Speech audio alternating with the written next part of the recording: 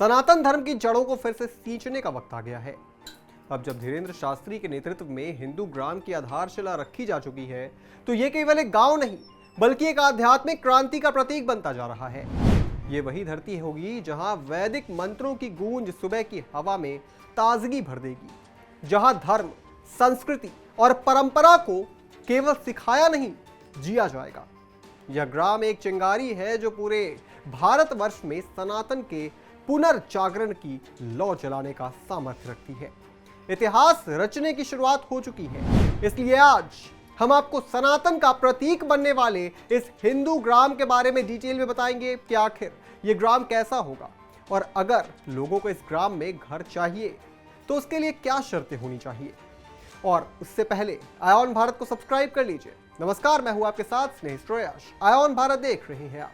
देखिए, मध्य प्रदेश में बागेश्वर धाम के पीठाधीश्वर धीरेन्द्र शास्त्री के ड्रीम प्रोजेक्ट हिंदू ग्राम का कंस्ट्रक्शन शुरू हो गया है। फ्लैट की पहली बुकिंग अमेरिका से की गई है। अब तक 15 फ्लैट बुक हो चुके हैं। सभी बुकिंग करने वाले बाहरी हैं।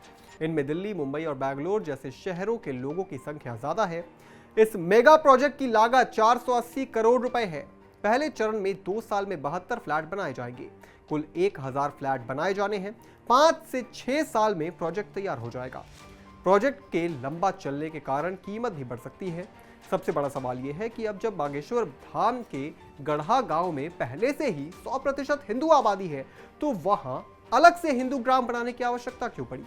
वहां 100% हिंदू हैं, लेकिन देश में किसी भी गांव या शहर को केवल हिंदुओं का घोषित नहीं किया जा सकता है, इसलिए इस हिंदू ग्राम की जरूरत पड़ी है। अब आइए जरा इस ग्राम के इंफ्रास्ट्रक्चर की बात करते हैं।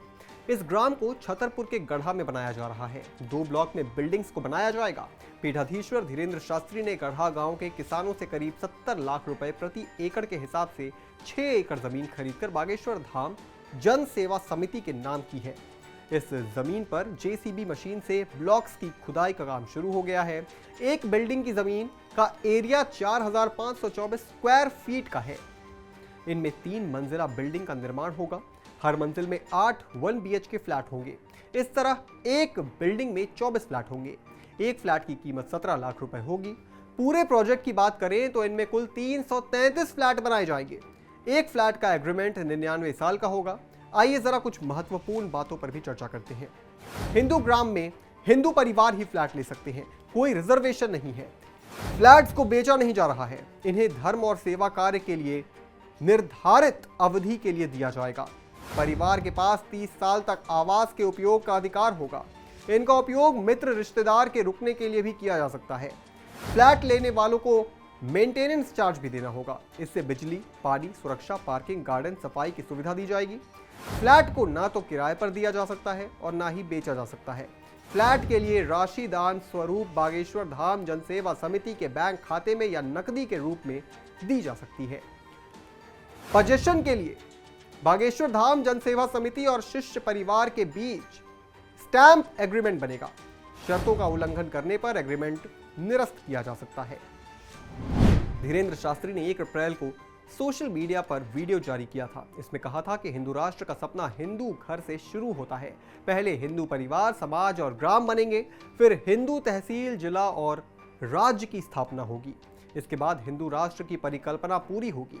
उन्होंने कहा था कि भारत में एक भी ऐसा ग्राम नहीं है। हम देश का पहला हिंदू ग्राम बनाने जा रहे हैं। यहाँ 1000 हिंदू परिवार रहेंगे। निर्माण की जिम्मेदारी बागेश्वर धाम के सेवादारों की रहेगी। ये सनातन का ऐसा प्रतीक होगा जिसमें हिंदुओं की ताकत झलकेगी, हिंदुओं की एकता झलकेगी, और यही हिंदू राष्ट्र की परिकल्पना है और यही धीरेन्द्र शास्त्री का सपना है। इस पूरी खबर पर आप क्या सोचते हैं दोस्तों, हमें कमेंट करके जरूर बताएं। और तमाम बड़ी खबरों से जुड़े रहेंगे आप देखते रहें आयोन भारत।